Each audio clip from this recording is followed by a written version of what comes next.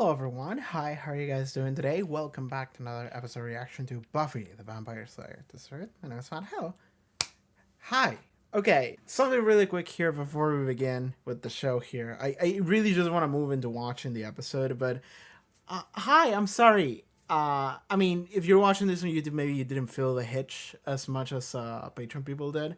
I mean, you definitely felt it, but it wasn't here. It was weeks prior. But I just had a rough couple weeks. I had vertigo, and it kind of fucked like a full 10 days of my life, and then I had to recover from like the medication and shit. It was bad, so I didn't like record at all. I didn't edit anything. I was just like dying. So we're back to normal now. Hi, that is the update. I am okay now, unless it comes back. Hopefully it doesn't. But right now, at the moment, I'm okay. I've been okay for a number of days now, so I think I'm good. Yeah, essentially, that's what happened. Vertigo. It sucked. I didn't think it would suck that much. Like, if somebody told me, oh yeah, I'm having vertigo, it sucks, I wouldn't dismiss that, but I wouldn't get what you meant by that. I get it now. It fucking sucked. And I do want to say thank you anyone who has given me wishes to get well soon. I read them.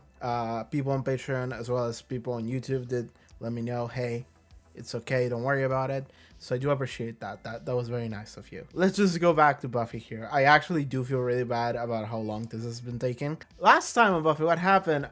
Spike realized some things about himself. I talked about it extensively, and I think it's probably one of the most interesting things that the show has started doing here. I really like what we're doing with Spike. I already liked what we were doing with Spike, which is like we were making him more pathetic. But now we're actually grabbing that and taking it a step further. And I talked about it last episode, but it really does feel like a weird like cycle of abuse, the relationship he has with Buffy, where Buffy's the abuser. But like at the same time, Spike is a piece of shit. He's a villain, and he has a history of doing awful things. So it's not like he isn't evil and kind of like deserving of like the treatment he's getting. But like I said last episode, like at a certain point, like Spike has kind of turned into a joke and a punching bag, to the point that like at a certain point, you as the audience kind of have to start feeling bad a little bit about the punching bag. And that is what Spike is becoming now here as a character, is that he is so pathetic that you as the audience kind of have to start feeling bad for him a little bit. And he himself is starting to lose his mind, because in a world where everything around you is Buffy, you become really obsessed with Buffy, which is not super far off from just going, I guess I have feelings for Buffy, because you do have feelings for Buffy. It's just whether they're positive or negative, but beyond them just being positive or negative, they are obsessive feelings, which is incredibly easy to extrapolate into like a shipping dynamic. So now this is what we're doing. And I also did talk about like how I could see that happening maybe from Buffy's like perspective, if like analyzing some shit about like the Slayer, the hunting spirit or whatever, and like her maybe division of her soul. I don't know what's going on there. I'm just throwing shit at the wall. But if all of that lines up, then maybe we could see Buffy and Spike fucking by the end of the season or something. I don't know. It would be like when it'd be like when and Owen in Torchwood, which it was equally as wild. Anyway, that wasn't even what the episode was about, but I feel like that was probably the most important part of the episode. The episode had a lot of Riley in it. In terms of like how I think things are going, I think Buffy and Riley essentially broke up last week. I mean, they didn't, but I see it as if they have, because I can see how the relationship is just like not there anymore. I threw a lot of theories as to why that is, why that could be, but it doesn't matter. We'll see how that develops here with Riley. But I talked about this, like, even with, like, I don't know, like, halfway into season 3, I was like, Riley's gonna die at the end of the season. And then when he didn't die, I was like, what are we gonna do with Riley? Like, I didn't feel like Riley was a character that was long for this world, because he, like, doesn't fit into the dynamic. So now we're watching season 5. I'm sitting here like, sorry, did I say halfway into season 3? Halfway into season 4, sorry. But like now that we're in season 5, I'm sitting here like, what is he doing? Like, what is his purpose? What is his role here? And previous episode felt like the show acknowledging the fact that he kind of doesn't have one anymore. And whatever's going on with Buffy is definitely feeding into that. So yeah, we'll see where Riley goes here. Yeah, sure. Let's begin with the episode. I'm wasting a lot of time here. Oh, there was something I didn't talk about at all, but Tara was holding a tower. Right? I mentioned it because I noticed it as I was watching it, but then I didn't talk about it at all. And also I didn't add any extra like audio things to my editing because I was like dying, so I didn't want to do any extra work. But like Tara was holding a tower last week. Like there was a scene where they're talking about like, we should do like some like tarot witch readings or something as a way to get like more money from the shop or something. And as they're saying that, Tara is holding a tower. And the way she's holding the tower too is like so very clearly showing like the camera that it is a tower. Like it wasn't shown at like an angle where it was like awkward to see. It was not like very clearly like this is a tower, right? The very clear view for the camera. Like when they do product placement and it's like this is a Pepsi, it's like this is a tower. Now what does it mean? I have no idea. I know what the tower means, and it's bad because the tower means all the bad things. Essentially it means like the end of a journey, or like the absolute destruction and wreck, and like we close a chapter and everything goes to shit in the worst way possible, and then we move forward from that point, right? But like the tower signifies like the moment where like everything goes to fuck, and then the rest of the story keeps going, right?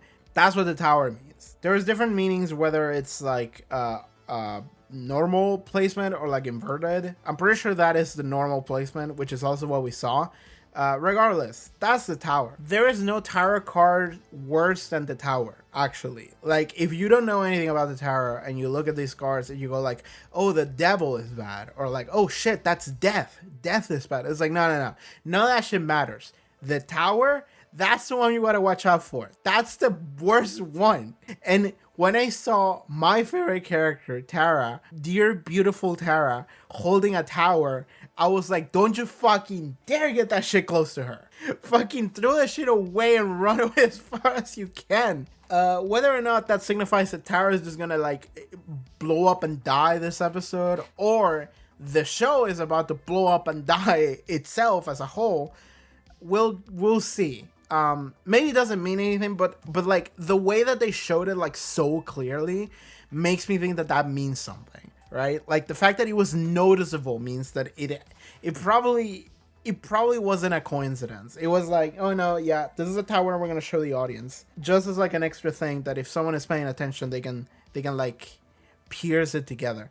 I will say though, like if Tara holding the tower means that Tara's gonna like, I don't know what could happen, but like the worst possible thing happened to Tara, I would feel incredibly upset at this show. If like the show goes to shit, but Tara is okay, I'm fine with that. Actually, like I'm fine if like the apocalypse happens and everyone dies, as long as it's not Tara. As long as those are the terms, I'm okay with it. It's really Tara the only one I care about here, okay? Like that's kind of where I'm standing. So like if everyone dies in this episode but Tara's okay, know that I am okay with it. But if the inverse happens, I'm gonna have some issues. Though I think I was told that the reason why Tara isn't in like the opening credits is because the actress wasn't sure if she wanted to be a regular yet. So if that's the case, then maybe they killed Tara off because the actress didn't want to be in it anymore.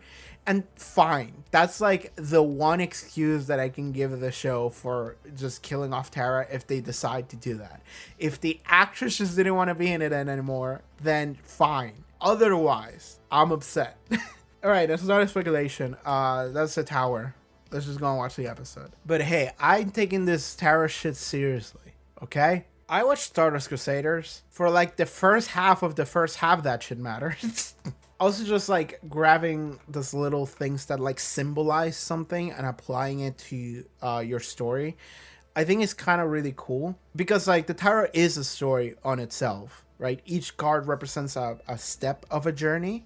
So throwing one of those cards at very specific points in order to symbolize that that is the part of the journey that we're at, I think that that's really cool. So whenever the tower happens in the show, if it does happen, we're going to revisit this. Right now, let's just go watch the episode. Let's see Spike get harder for Buffy or whatever. Patreon, check out the Patreon link in the description below, pop up on the screen. You can support the channel, watch full-length reactions, watch Angel watch-along reactions that I'm doing. I feel bad advertising for my Patreon after just being incredibly inactive just now, but hey, I guess that's I guess that's a caveat. Just keep that in mind. If I like fall down the stairs and die, videos are not gonna get released, but like otherwise they should. All right, that's it. Buffy the Vampire Slayer season 5, episode 5. Let's go. Just your sister.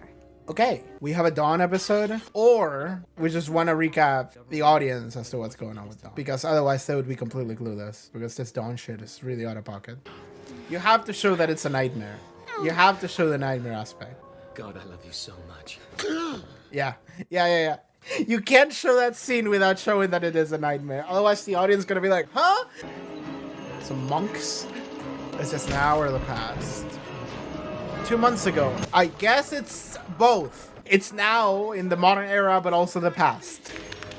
Protect the key. I have no idea. Focus on the ritual. Come on, Bolcott, you got this. Bolcott, focus. When did Dawn first appear? How many episodes ago was that? 4 episodes? So that was like 1 month ago then. Because I was thinking maybe Dawn was the result of that ritual. Hey. Miss, if you're looking for one of those rave parties, I'm afraid you're late. Yeah, darn. My fellow ravers will be so disappointed. You know, if it was my call, I'd let you do whatever you want. It's not like anybody's using this place or nothing. Hey, hold it, miss. Take your, whatever this is with you. Thank you. Yeah, it's a glow stick. So Buffy found a Dragon Ball. Should I trust that man? That man was just like, hey, here's a mysterious item. I'm just a random guy. Don't mind me. Hey, it's Piccolo. Dawn touched nothing. Mom's sick and I made her a nice non-instant breakfast for once. Oops. Check out the Pamper Mom platter. You two do all this? Oh, Buffy helped. I didn't help. Oh, I'm sure you did. So, neither of you's, We knew you were feeling less than great, so... Yeah, the headaches they said would go away came back and brought some friends along with. So they don't know what's wrong? Well, not yet. Well, that's unacceptable. I know you're concerned, okay, but don't be. I'm still the mom, which means I get to worry about you two, which is a good thing because you're a vampire slayer. And you are my little pumpkin Millie. Oh, Mom, that's like my kid name. Did you ever have any names for me? No, I think you were always just Buffy. What are you doing hanging around here? Isn't this Giles' big day? It's grand opening. So go. Oh, we haven't opened the shop yet. Okay. Book club tonight? Mm-hmm. You guys have a book club? We're really drilling this, huh? You have a bell and everything? How many people drop by a magic shop?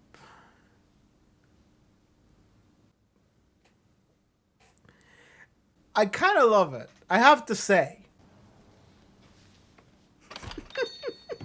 No words. Mr. Giles, this place is so... wow. I mean, check out all the magic junk.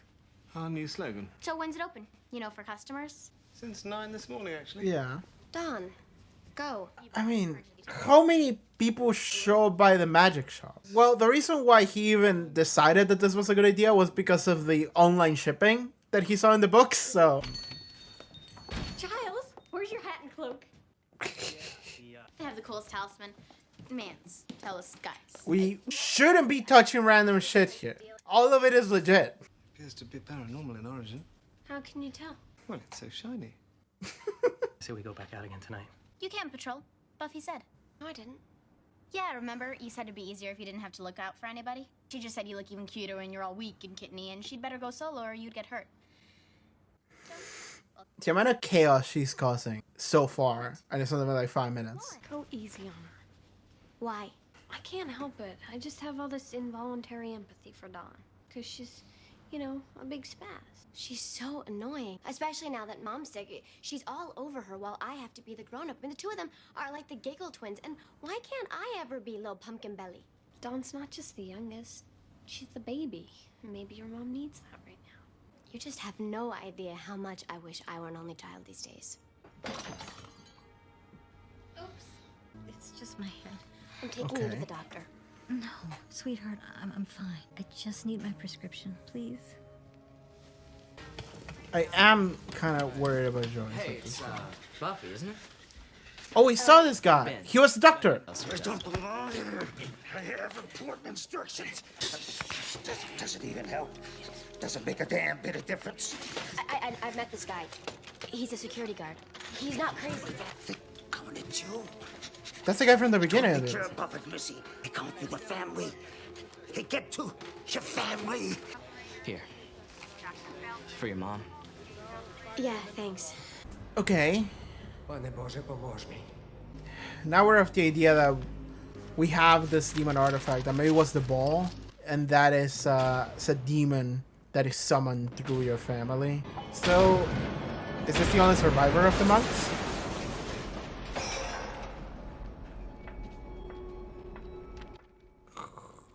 There you are. I've been looking all over for you. Should I know who that is? Oh, people are shopping. They came in and I gave them things and they gave me money and then they left. It's brilliant. So happy. Congratulations. That makes me happy. You're an official capitalist running dog. What are you gonna do? You gotta survive in society. I'm nearly out of money. Never had to afford things before, and it's making me bitter. Do you want a part-time job? The night watchman who found this thing, he went crazy, like overnight. He saw things. He said things. They'll come at me through my family. Who will? It made him see through what the rest of us are seeing. He knew someone's hurting my mom, and they're trying to get to me. It's a big coincidence that Then I this hunt just happened to happen to the guard that grabbed the thing. Unless that guard isn't meant to be trusted. The beast. First off, and I'm not talking about this room or the city or the state or this planet. I'm talking about the whole mortal coil now. You know, it's disgusting. Food, the clothes, the people. I could crap a better existence than this. Because I'm told I have boundary issues. But I'm hurt. Yes. By your incredibly selfish behavior. All I want is the key. Why can't you tell me where the key is? Forgive me, monkey. Sometimes I get so anxious. Like there's something deep inside of me and it's swelling up and it's making me crazy that I forget there's all that duct tape on your face. Tell me where the key is. Or I'm going bowling.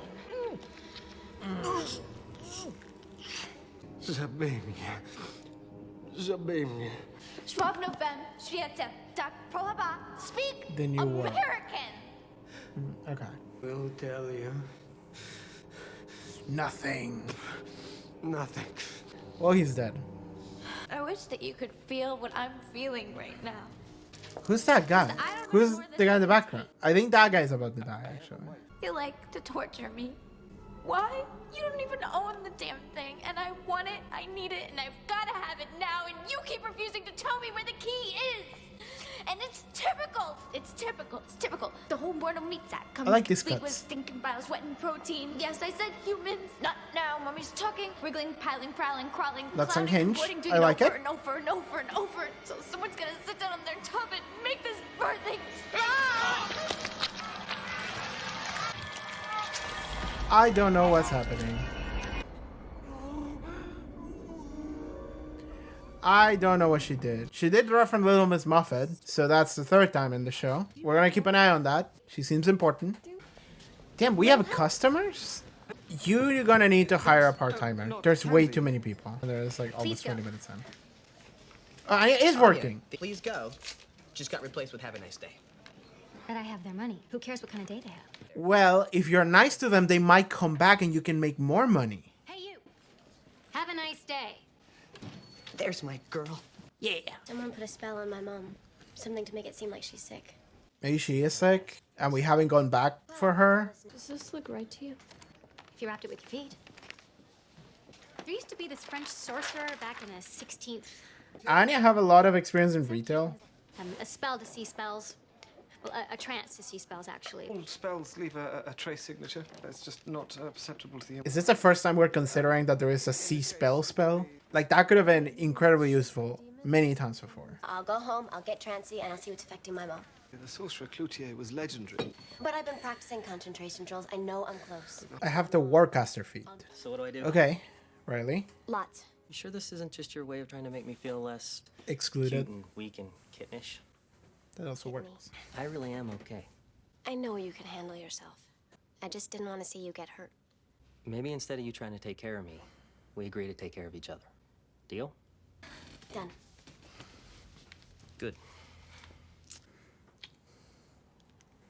All right. Have a nice trip. Let's see what happens. I am here where I'm at the point where I don't know if this is an episode that doesn't matter or an episode that really matters. Like, I still can't tell, right? Like, episodic or really plot. This new character showed up, the Beast, whatever her name is, the woman in red. She mentioned Little Miss Muffet, so that points into the important direction. What are you doing? I knew. My boyfriend, go away. Liar. This is all gonna go to shit because of Yeah, this. well, I can smell your stinky incense down the hall, you know. And if you are doing magic, I'm so telling. Fine, go. Go tell, go do whatever you want. Just go.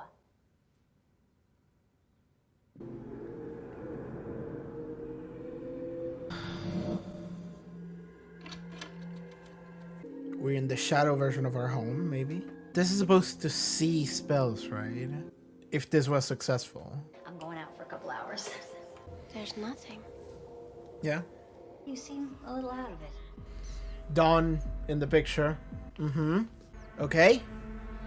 If Buffy becomes the only person that knows that Dawn doesn't belong here, she might have a hard time convincing the rest of the world of that to be true. Go to Dawn's room. What would happen? Oh. Yeah, the room is fake. Buffy, who said you could come in my room? Okay, she turns invisible. So she just doesn't exist. You're not my sister. Alright. We have like 50 minutes to go. The episode's still going. Yeah, like I even want to be related to your nasty Ow! What are you doing? What are you?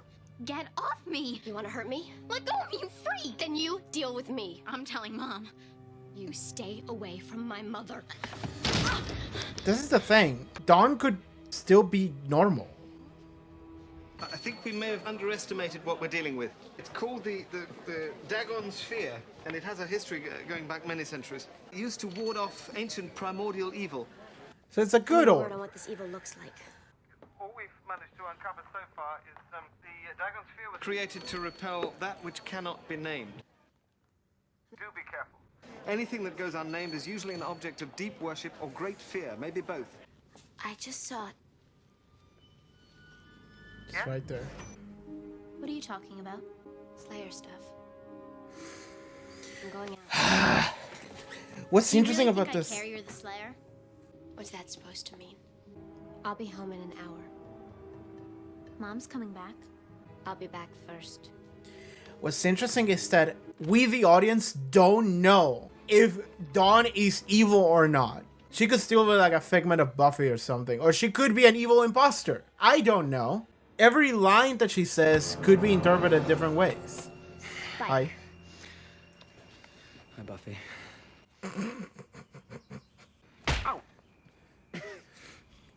What are you doing here? Out for a walk. Bitch.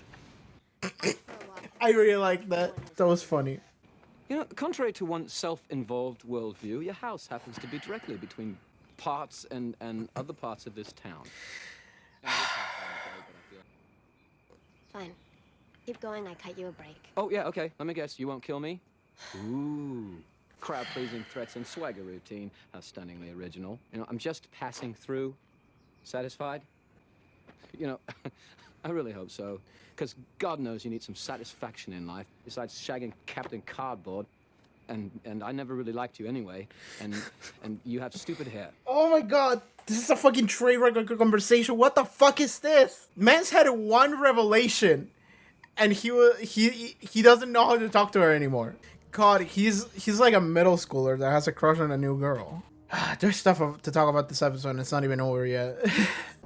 What happened to the guard? To the guy that was chained? We didn't see what happened. Hope nothing bad happens to Joyce. I'll be pissed. Because I still don't know what to think about Dawn. Could be anything. Oh, Dawn. Where's Buffy? You don't have to worry about her. You're probably right. I mean, it's not like she's never patrolled before. Want tea, Mom? I made it for you. Suspicious tea. Could be good. Could be awful. We'll see. Roll the dice. What are we gonna find out here? Hey, it was you who planted the Dagon sphere, right? I've had experience with stuff like this behind before. you. Best of all, Okay. I'm not stupid.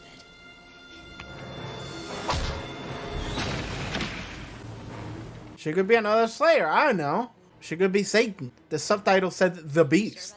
Would someone please rip that bloody bell off its hinges? That involved moving? Better restock and raise the price 10%. Was Anya Make it 15. made for retail? Better institute a 7-day background check for. Anya! Would you like a job? Okay. Yeah, there we go. This whole peaches, that thing I'm doing, it's valuable time out of life that I'm never gonna get back. I've always wanted to try this. You know that thing with worms? Where if you have one, you rip it in half, you get 2 worms? You hit me. What are you, crazy? You can't go around hitting people. I think she's letting herself get hit. Just to rant about it. That's the kind of vibe I get from this character. Just noticed something. You have superpowers. That is so cool. Can you fly? Okay. I feel like this is maybe the main villain of the season. Hey! Hey! Hands off my holy man!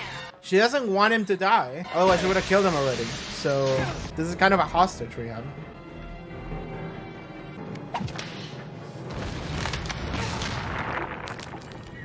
Going fits and shit. Destroy the whole building in the process. My journey is done, I think. The key. You must protect the key. What's the key? More die if you don't. What is the key?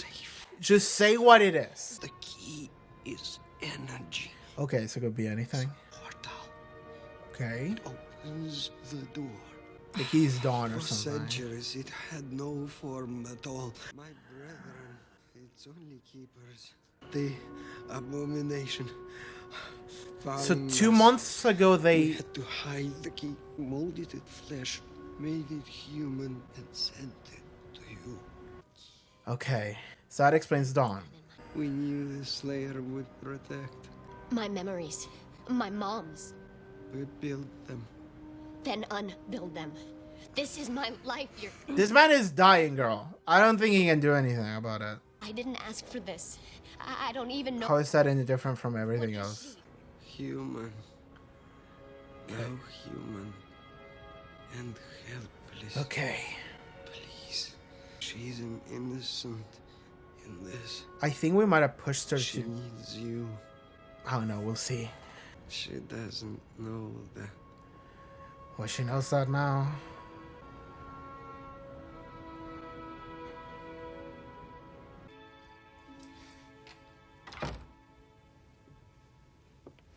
You're home.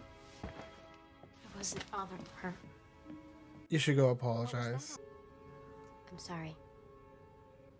You hurt my arm. I know. Butthole. Really sorry. I tell you, I have this theory. It goes where you're the one who's not my sister, because Mom adopted you from a shoebox full of baby howler monkeys and never told you because it could hurt your delicate baby feelings. That's your theory? Explains your fashion sense. And smell. I'm sorry, okay? Broken record much? You can't even take an apology. You always do that ever since... I just had a bad day. I'll join the club. Can I be president? I'm president. You could be the janitor. Okay. Buffy? Yeah? What's wrong with Mom? That's a good question. I don't know. But she was the only one. That's what I'm thinking. Because if now we're going to be thinking about like, well, because Joyce looked at Dawn and she was like, who are you? And then she fell. Maybe, okay. Because I'm thinking about the random guy that we met in front of the shop that just started spewing crazy shit at Dawn. If those are unrelated, then I don't know. That man was just a prophet. And Joyce has brain cancer. I don't know. Okay. We have been granted answers. We know things now. We can say that we know things. We don't know a lot of things, but we do know some. Compared to before where we knew nothing. I do have to say, it is kind of fun that whatever this thing with Dawn was, it was almost like a fun exercise for the audience to just kind of like slowly cook and melt. Because like everyone is just sitting here watching these episodes every week going like, who is she? And then like 4 episodes later they go, she is totally unrelated to whatever you were thinking. She's like there is no way for you to have been able to like kind of figure out where Dawn came from. It was just like, yeah, some monks did some ritual somewhere in like Europe or some shit, and now Dawn is here. It's like such a like, I'm pulling the answer out of my ass, but like they pull the character out of their ass too. So like the only thing that they did was stretch the period between the introduction of the character into the explanation as to what the character is, just so that in the middle you're kind of sitting there thinking, why?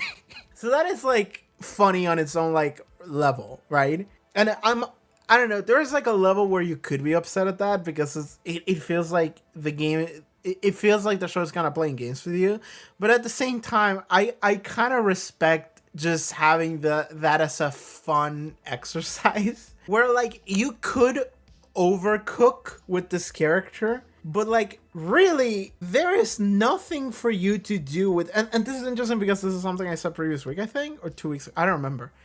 Well, for me it was many weeks ago because of my situation, but a couple of but like either last episode or 2 episodes ago, when Dawn mentioned like, oh yeah, sometimes I write some shit in my diary just in case they're listening. And it was the thing where like, okay, so that nothing I know about Dawn is certain to be true anymore, because that's the only thing that we had going on. I think it was episode 2. Was entirely like narrated from like Dawn's perspective, as if she was writing that on her diary. Like that was the device from which that episode was told. Her saying like, oh yeah, I sometimes write shit just in case they're watching and it's just I'm lying. I was just like, okay, so we don't know anything. And I mentioned that like us not knowing anything is kind of really fun because it means that we're back to knowing jack shit about Dawn. Nothing we could potentially like theorize about Dawn is rooted on anything. It's all built on nothing. So then this episode comes along and it's like, that's right. You knew nothing, right? Like we threw some fun theories about like, you know, the clone of Buffy being split in half, which I actually was one step ahead with from the show when they threw that on my face. We threw some different versions as to what Dawn could be. But like I said last episode, when you line it all together, it's like if you were writing like a text document where you're like listing the amount of things that you know for certain about Dawn. With those like couple episodes that we have watched, you would be writing something and then immediately like crossing it next episode and going like, okay, so that's not true. And then just writing something and being like, okay, that's not true. So then by the time this episode starts, you're watching it and you're like, yeah, we still don't know anything about Dawn. Which is why when Buffy, okay, so there was a whole thing in this episode when halfway into it, Buffy started to become incredibly suspicious about Dawn when she saw that Dawn was fake. And she saw that Dawn and the memories that she has with Dawn, they're not real. So when she starts seeing that, she starts going like, oh my god, Dawn is here to infiltrate and murder my mom or something. And she starts treating Dawn in an incredibly wrong, like a way you don't treat a normal human being. Like, she was essentially treating her as an evil entity that she has to beat up in order to protect her mom. And it felt like the show wanted you to think that, like, even showing you Dawn like creepily approaching Buffy from the back and being like, what are you doing? And then going like, I don't care that you're the Slayer. Or like approaching Joyce and being like, I made some tea for you. And it's all so creepy because they're really toying with the idea that you, the audience, don't know if Dawn is evil or not. And the episode kind of wants you to think that she is, because that is the way that Buffy is approaching her. But if you listen to what Dawn is saying, nothing of what she just said sounds evil. It could be interpreted as such, but it also sounds like, oh, I'm just upset at my sister, right? It just sounds like, oh, I'm just angry at my sibling, so I'm very standoffish as a result. She literally just barged into my room, beat me up, and told me that that I am not her sister. Like, that is so fucked up. If you remove the supernatural filter, that is such a fucked up thing to do. And that is what Dawn saw. So when all of that is happening and Buffy's being so rude, I'm sitting here like, I don't know if she's evil or not. And if she's not evil, then this is all very fucked up. This is all very so that when the monks started talking about like, oh yeah, she's energy and she's Dawn, she's your sister, I was sitting here thinking like, maybe Buffy pissed her off so much then she became evil. And now we have another problem we have to worry about. But no, Dawn was normal. Dawn was fine. She was just watching TV with Joyce. That's good. And then Buffy came at the end and she apologized. That's all very good. Okay. We have answers as to what Dawn was. We have answers as to kind of what's going on. We have a new main antagonist. I don't know how I feel about this main antagonist yet. I feel like I need more time. It's not really doing a lot for me right now. I mean, it's just like, I don't know, the sexy woman in a dress. And she seems like a Buffy character. That is what I can say about her right now.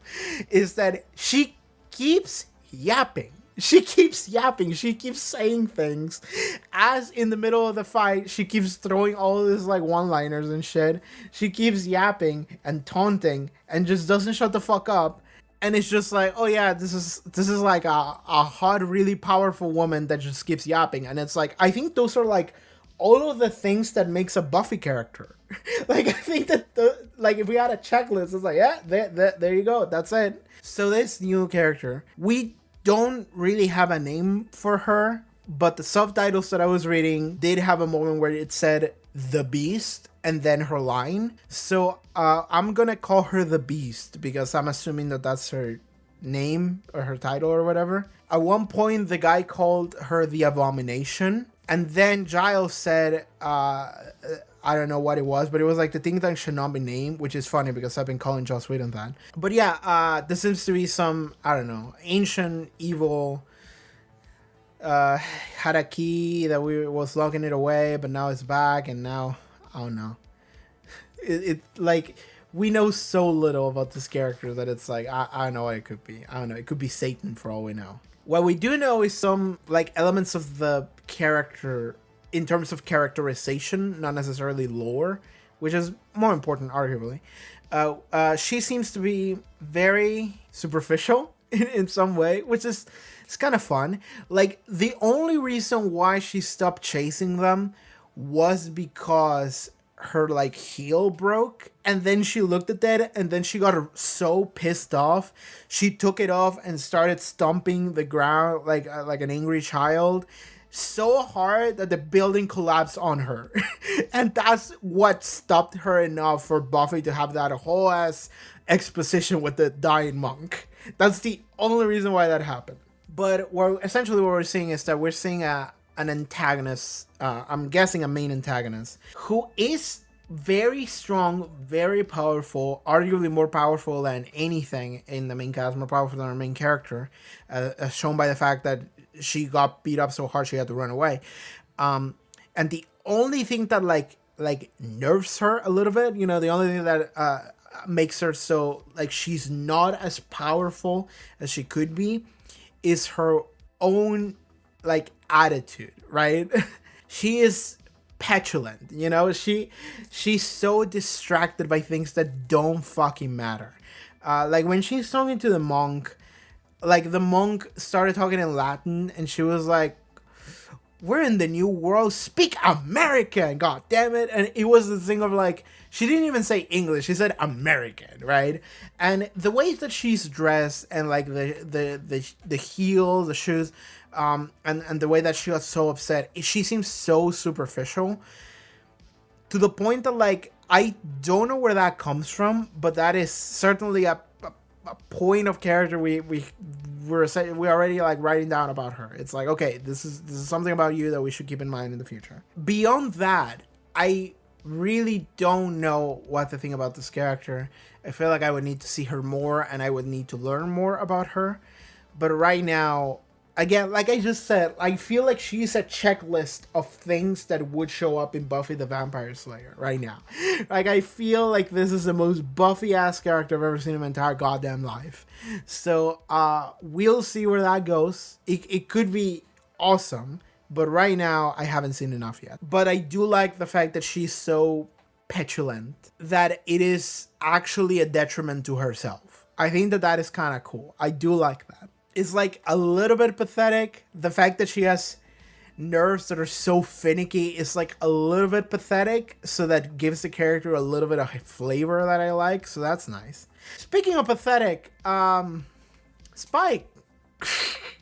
Is it wrong of me to assume that like as the episodes started coming out here in season 5, the rate of fan fiction written about this character started increasing exponentially, almost like week by week. After last week, after this week, just I feel like it definitely rose the fuck up after Lover's Walk first, then it rose the fuck up during the entirety of season 4, just a steady climb, just yeah, he's really pathetic.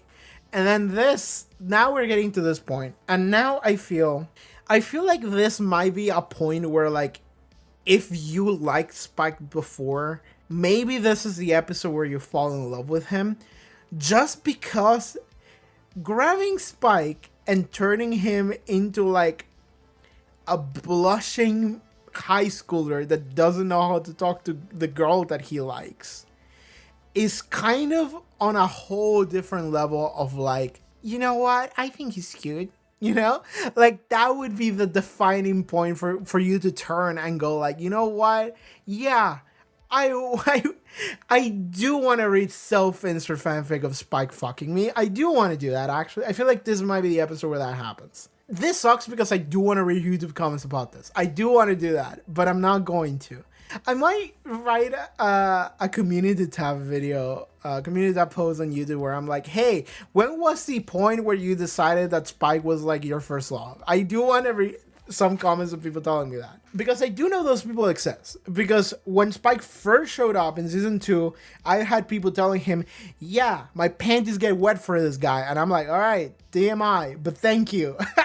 I get a good perspective as to what this character is. So I feel like this is definitely one of those maybe turning points if you were one of those people. Because seeing him, the moment that's like Buffy pulled him out, and he was just there, I was like, oh, he was stalking her because he was stalking his crush. I was like, that's so fucking funny and so fucking like ridiculous for Spike.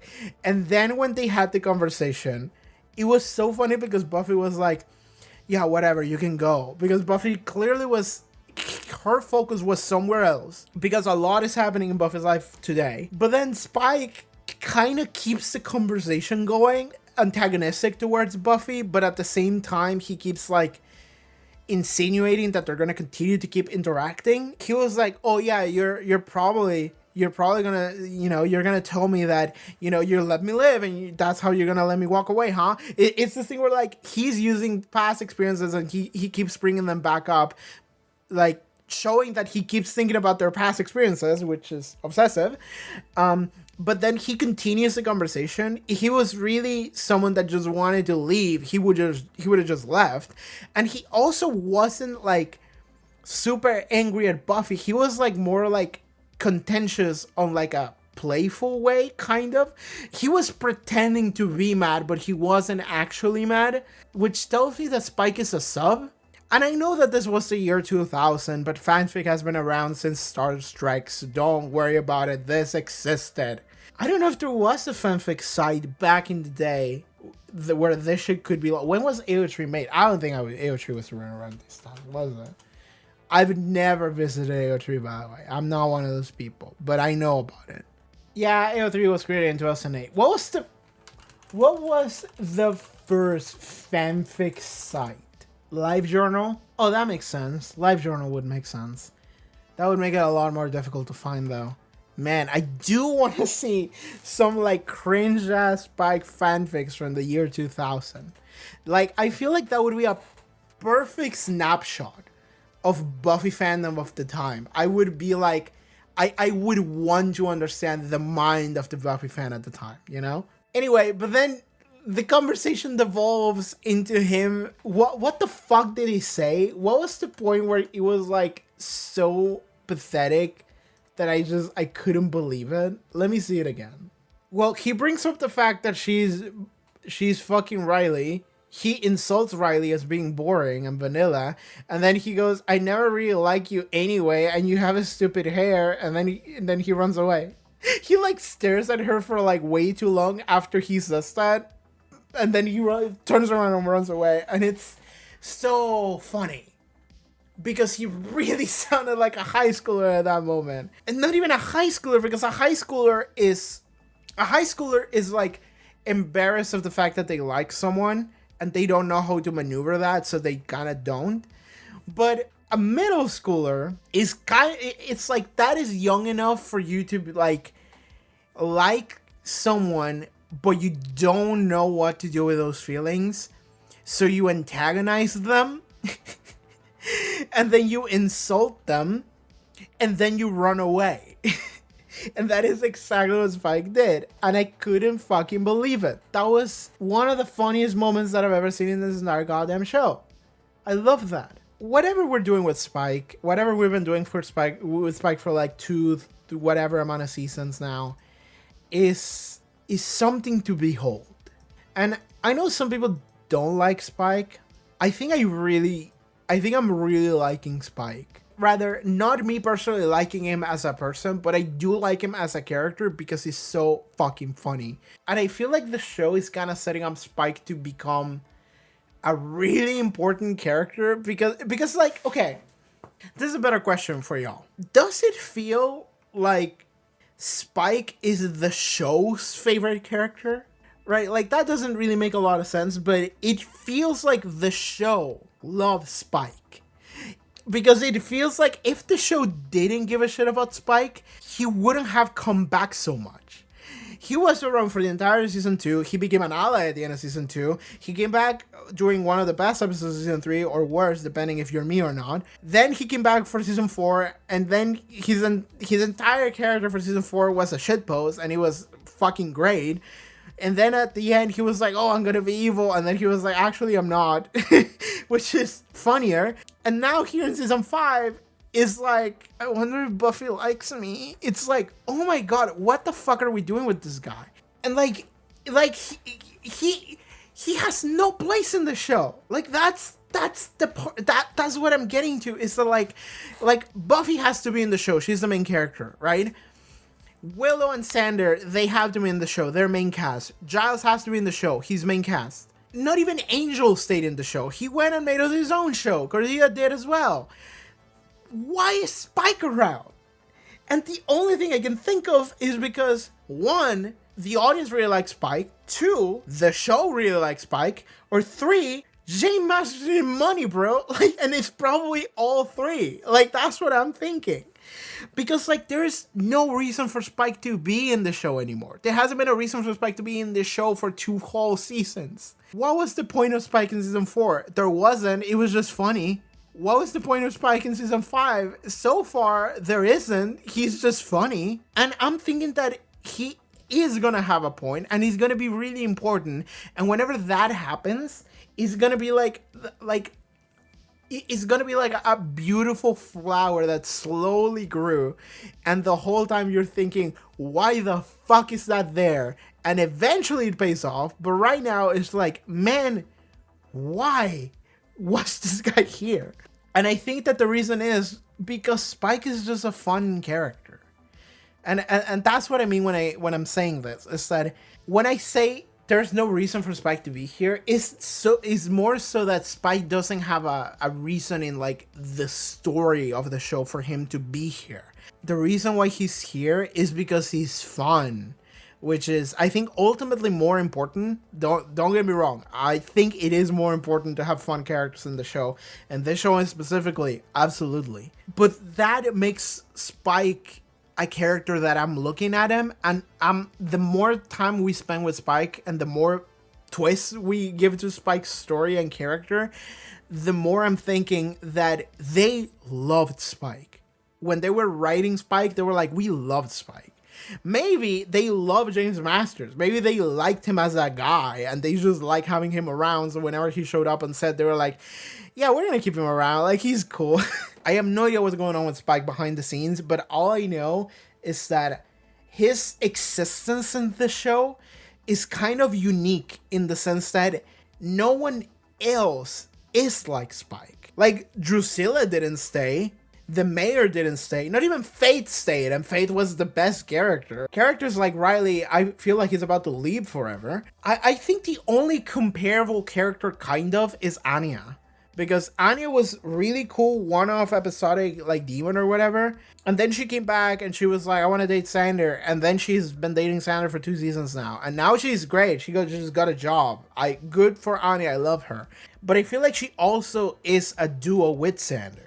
Like, I almost feel like Anya is inseparable from Sander at this point, which there's something really charming about that. Spike, though, is just like, I don't know. His existence, I feel like it's unique. There's no one else like him. No one else has been around as long as Spike has and, like, been through these character changes as much as he has without actually contributing anything to the story. He's just here. So I think that grabbing him and being like he's into Buffy now, I think is fucking hilarious. I also think might really matter at some point, and I also think it's actually great because I like the idea of grabbing this character and just, we have forcibly softened his edges so much that he's almost unrecognizable. Like, forcibly. Like, we grab this fucking cat and we just chuck him into the tub. And we just fucking kept shaking him and being like, be clean, you beast, be clean. It's so funny that this is where we're at. Okay, that's Spike Tall. What else am I talking about? So the situation with Joyce is, I don't know. And I was thinking this as soon as the episode was over. I was like, I have no idea what we're doing with her. Because what I was thinking is that Joyce definitely connects to the guy that we saw in like episode 2. When we saw Dawn for the first time, the episode where she was narrating it. There was a guy that just saw Dawn in the street, right outside the shop. And he said some cryptic, crazy shit. He referenced Little Miss Muffet. And then the scene cut and we don't know what happened. Then we get to see Joyce. The guy said, you don't belong here also. That's something he did say.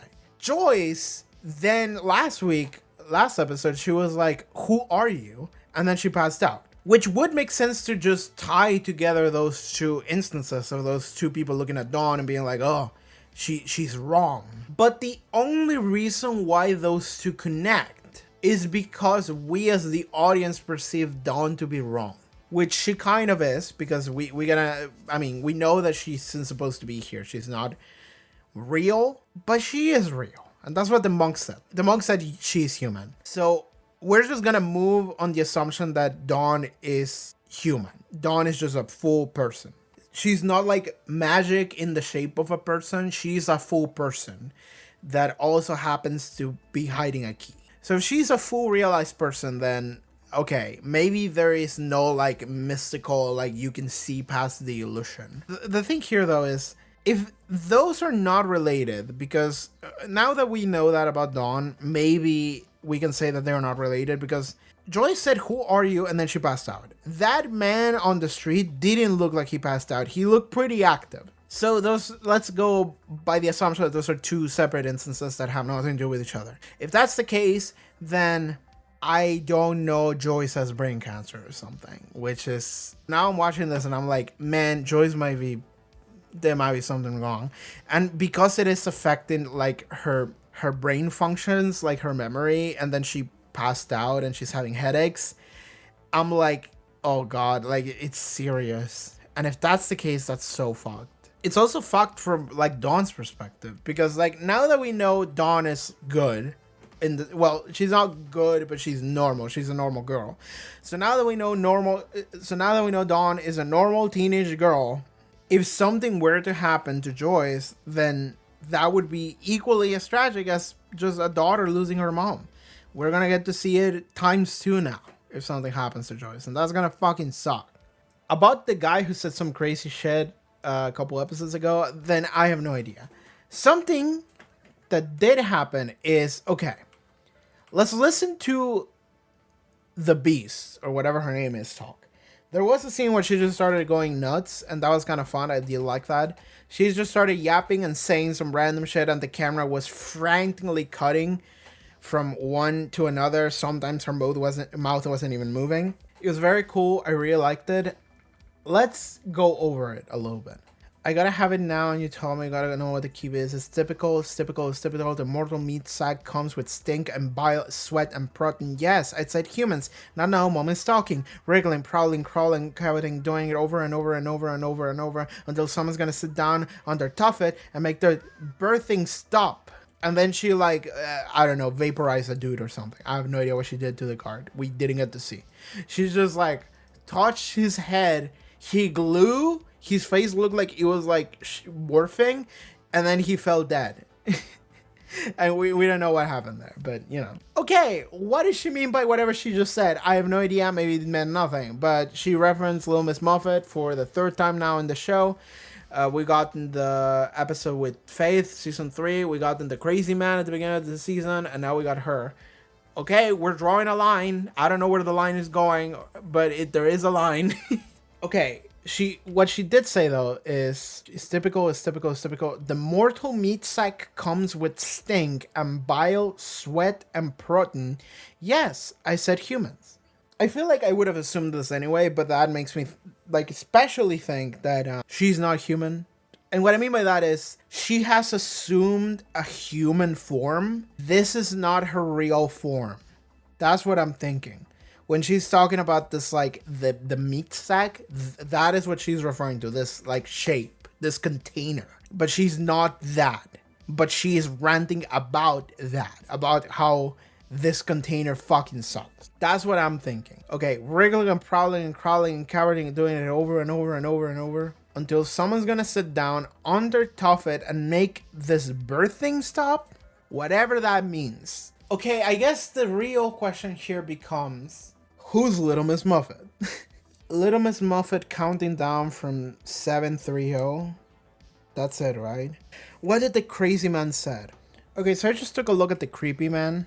I have a new theory, actually. I mean, I don't know how much water this holds, because I think it falls apart immediately, but... okay, he shows up and he's like, can't loiter, there's loitering here. That's why I'm a cat. Cat's in the cupboard, but they find you there anyway. So, him going, I know you curtain way, maybe she's Miss Muffet. Dawn.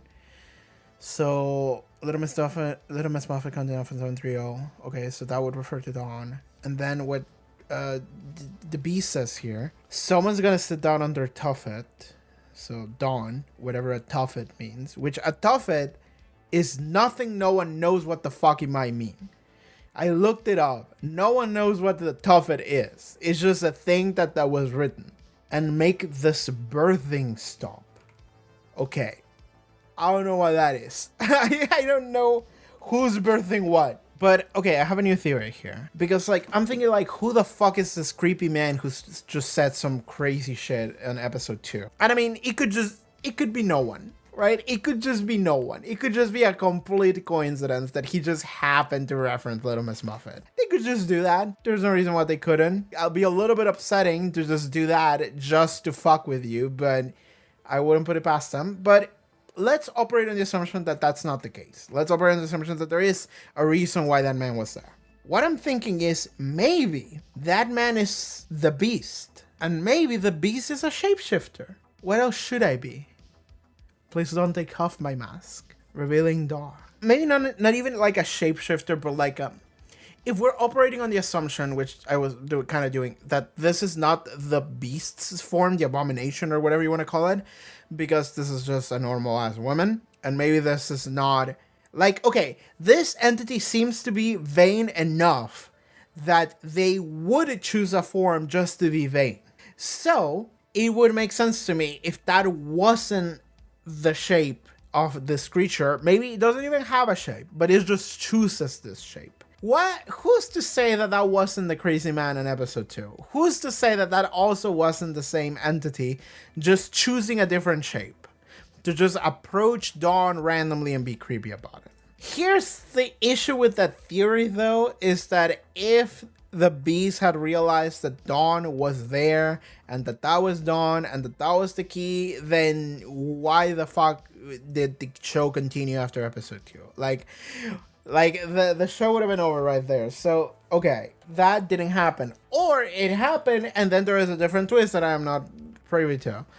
But at the moment, that theory kind of falls apart. But I have no idea what to think about this like random man in episode 2. That is still a mystery right now.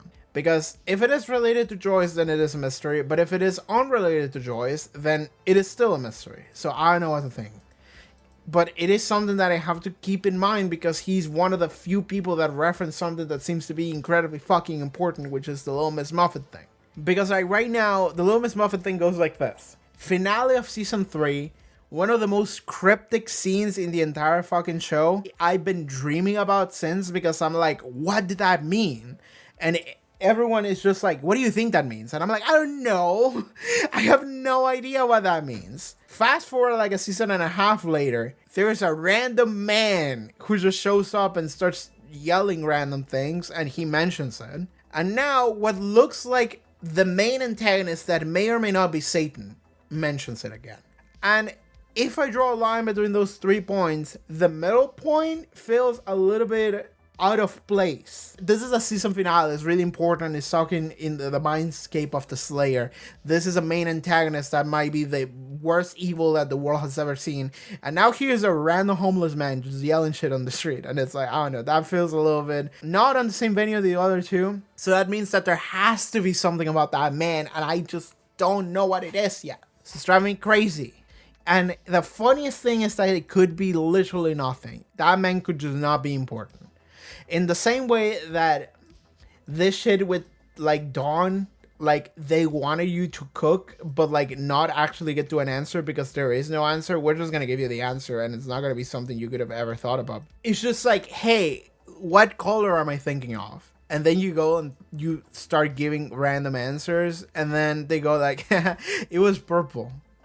That's it. It's like, okay. I guess I could have like sniper shot a reason as to why Dawn existed, but the point is that they didn't give me anything to go on, and everything that they did give me was kind of a trick just to kind of have fun so that eventually they would give me the answer and it was like, don't worry about it, it's something else. And it's like, okay, so maybe this crazy man actually has no purpose. Maybe he's just a coincidence and it's gonna be shown in a later episode. It's like, don't worry about it.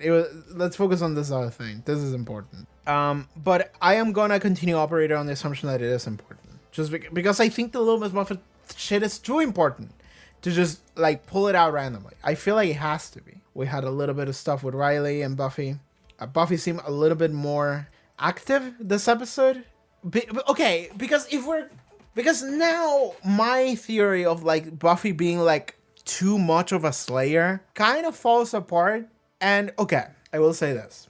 If Buffy just like being really into being the Slayer, really into being a hunter here, if the only reason why that is there is because Buffy just decided to become a really good Slayer, I feel like I would be a little disappointed about that.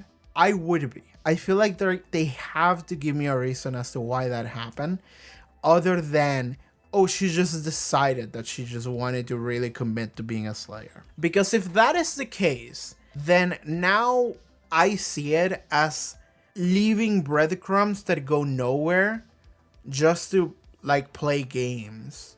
And that makes me check out because that means that nothing matters anymore. So I want them to give me a reason as to why Buffy is like way more locked into her Slayer shit this season. Because if they don't, then the only reason why that was there was for you to do the thing that I did, which is like start making theories about like them splitting, and Dawn was like the human half and Buffy's like a pure distilled essence of a Slayer or whatever. And it's like, if that is the only reason why that was there, I'm like, that's really disappointing, because then why would I bother thinking about anything? But I am not going to say that that's what the show is doing. I am going to continue to expect the show to actually give me an answer. So we'll go forward and we'll see what that is.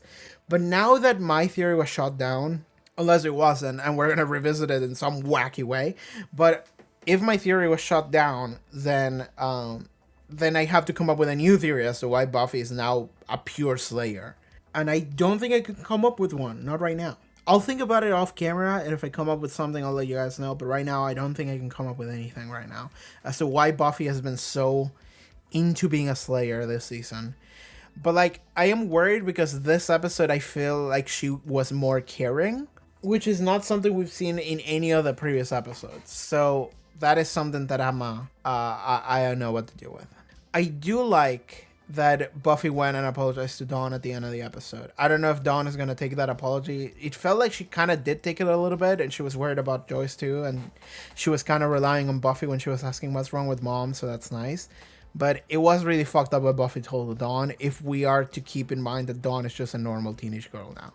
I feel like there was something else oh yeah, at the beginning of the episode, I don't know. I already talked about this on episode 2, I believe, which is like, we just get to see how Buffy is she's so annoyed and jealous of the fact that Dawn gets to be like a cute daughter that Joyce gets to take care of. And Buffy is like, where was that shit for me, you know? And she's just annoyed at Dawn for it. And this is interesting because I'm a younger kid. I'm the youngest of the two. I have an older sister by like 7 years. So whenever I'm watching the relationship with these two siblings, it is not entirely dissimilar to my experiences with my sibling, which is also something I mentioned, which is the idea of like, Buffy is all about grabbing real like issues and conflict and situations and presenting them back to you in like a wacky supernatural, like kind of punching demons like lens. But to their core, they are real issues that you would have in real life. So whenever I'm looking at Buffy being like so annoyed and upset, and because she's jealous of the fact that Dawn gets to be like doted and cared for, and she gets to experience that, she's like, why does she get that treatment but I didn't, right? And like a lot of her annoyance is coming from that angle. Like, she mentions how she's annoyed at Dawn for like fucking off, for dropping things, for being like careless and shit, but like her annoyance really comes from the fact that she's jealous. The fact that she's very envious of the fact that Dawn gets to have Joyce be a cool mom for her, and she's nice, and they have to have moments together. They have like a book club or something together, and Buffy will say, you guys have a book club? It's like Buffy feels rejected. Buffy feels like an outsider, and it's like, why don't I get that treatment, right? Why didn't I get that when I was Dawn's age? And I feel like that has to be somewhat of an experience. I don't know if it's universal, but it's pretty common, because I can see very similar situations in my household where my sister is certainly, definitely, absolutely the capable one, but she also is bitter over the fact that she had to be the capable one, or at least that's how she feels. Me, however, I've had a lot of issues in the past regarding the fact that I wasn't the capable one, that I was, in fact, the black sheep, because I was the failure. So that's how I always felt. But there is a dissonance between my sister feeling like my mom is treating both of us on like an unfair level because she still cares despite me being the failure. So then my sister feels like, then why the fuck am I working so hard for? And I see that in the dynamic between Buffy and Dawn here, where Buffy is like, I wish I had that treatment like I'm working so hard and I'm doing all of these things. Like one of the first things that happened here is that Buffy's preparing like Joyce this like insane like morning breakfast because she's like, I want to take care of my mom. And then when Dawn shows up, Buffy is like, well, I'm taking care of mom. And then when Joyce shows up, Dawn is like, oh yeah, Buffy helped. And Buffy's like, I didn't help. I did it. I was the one that did it. It's like that level of like I am the responsible one and I am doing good things for my why don't they acknowledge me for it? Why does Dawn get to be the one that gets to hang and have a good time with her? And it's like that, this is between the siblings there is really, really cool because I get to see it and I'm like, that's real shit. That's so real.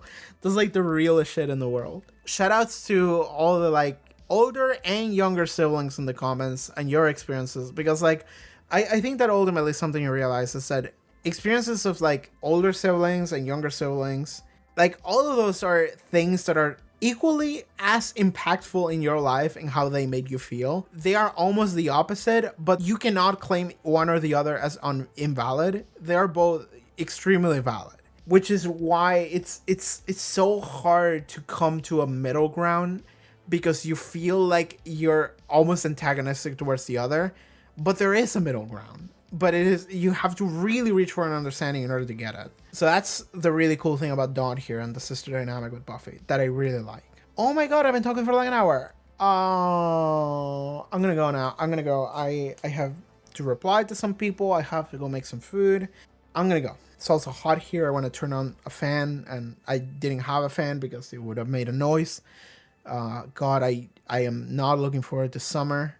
They already announced we're gonna have like 8-hour shortages and shit this summer. And again, in case you don't know, my summers are 45 degrees Celsius like every day. So like, if I don't die of a heat stroke, I'll see you guys then. Hey guys, never vote for a libertarian. Alright, thank you so much for tuning in to this episode of Buffy the Vampire Slayer. If you would like to watch next episode or the next 2 episodes and need to watch alongs and stuff, you can just over at the page show, check out the links below, social media, also some cool stuff that I do. See you guys next time. Bye!